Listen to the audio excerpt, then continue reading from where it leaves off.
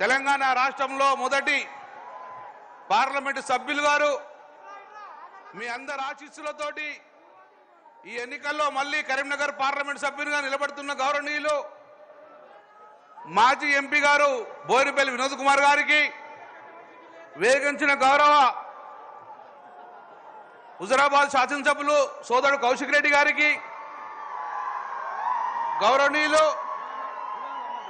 మాజీ మంత్రివర్యులు ఈశ్వరణ గారు, అన్యదా భావించకూడదు మా గౌరవనీయులు మాజీ స్పీకర్ గారు పోచారం శ్రీనివాసరెడ్డి గారు, గౌరవనీయులు మాజీ మంత్రివర్యులు మాజీ ఎంపీ గౌరవనీయులు కడియం శ్రీహరి గారు, మరియు వేగించిన గౌరవ మాజీ శాసనసభ్యులు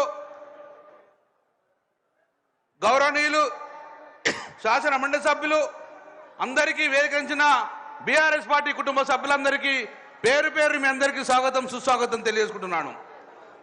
సోదరులారా,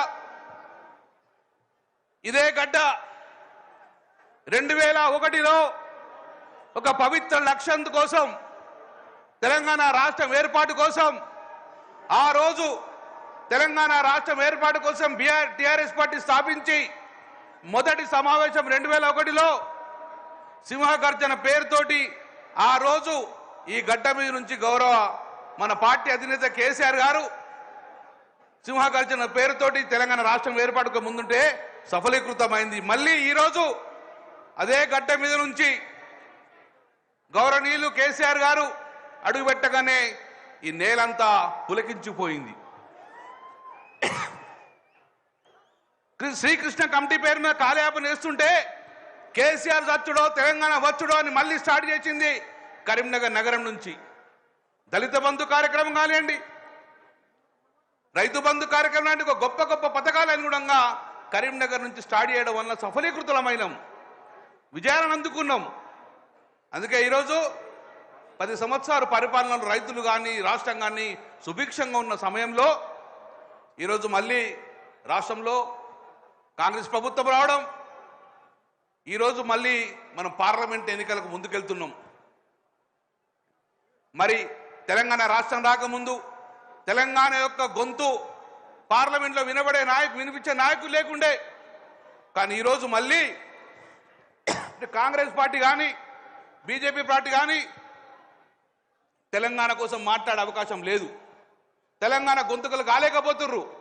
మరి తెలంగాణ రాష్ట్రం ప్రయోజనం కాపాడాలంటే మళ్ళీ బీఆర్ఎస్ పార్టీ గొంతుగా పార్లమెంట్లో వినవాల్సిన బాధ్యత మనది ఉన్నది.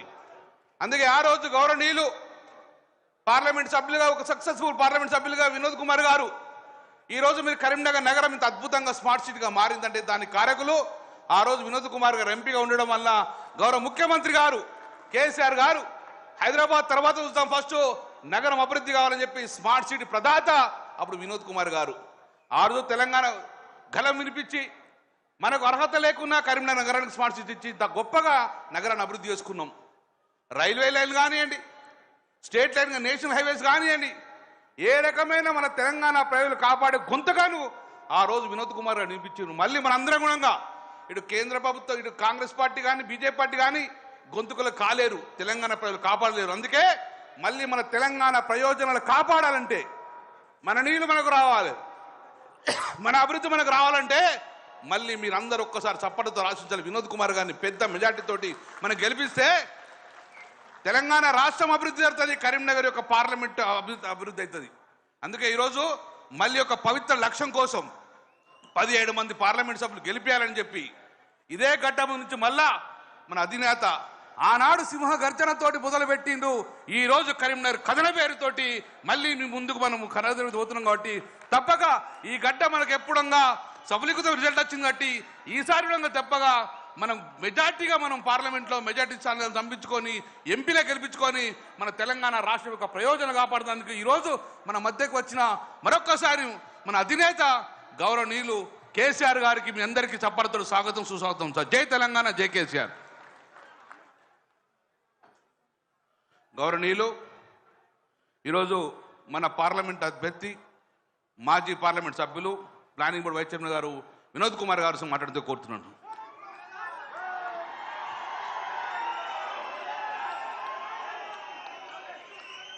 సభకు నమస్కారాలు. సభా నిర్వాహకులు గంగుల కమలాకర్ గారు, మరి నేటి ముఖ్య అతిథి తెలంగాణ రాష్ట్ర ఉద్యమ నేత, తెలంగాణ రాష్ట్రాన్ని సాధించిన నేత, తెలంగాణ రాష్ట్ర తొలి ముఖ్యమంత్రి మన నాయకుడు, మన కేసీఆర్, మన కల్వకుంట్ల చంద్రశేఖరరావు గారికి, అదేవిధంగా మన పోచారం శ్రీనివాస్ రెడ్డి గారు,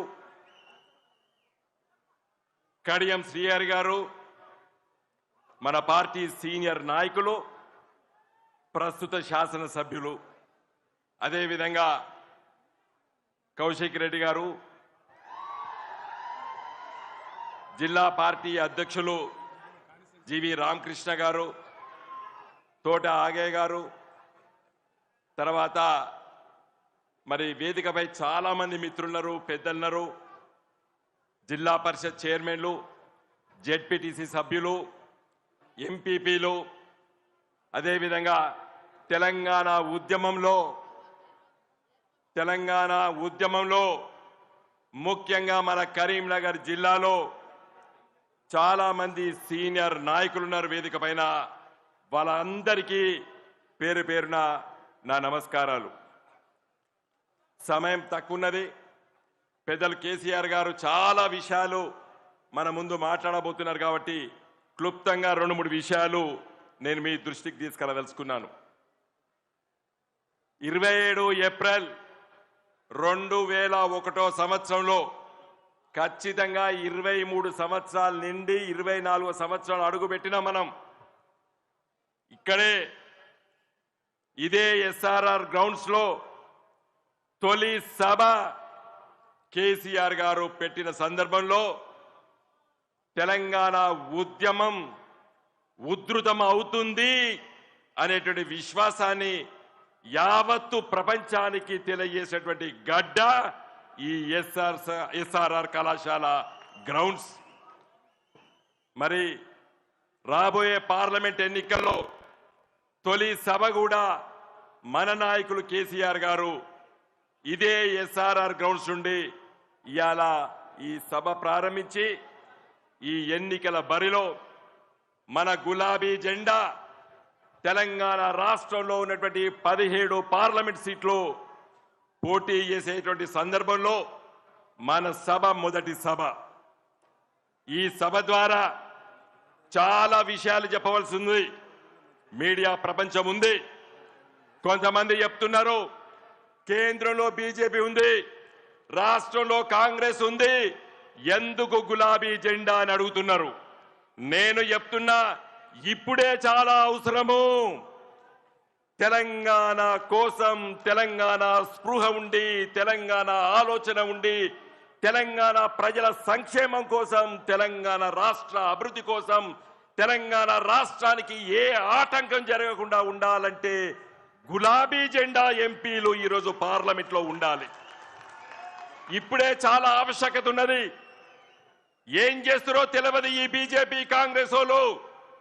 2014లో మీ దీవెనల వల్ల నేను పార్లమెంటుకు ఎన్నికైనా, ఇక్కడ కడియం శ్రీహరి గారు కూడా ఉన్నారు, మేమందరం పార్లమెంట్ సభ్యులం.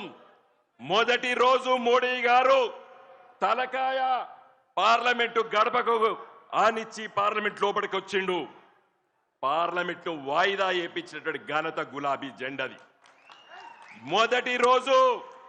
ఎందుకంటే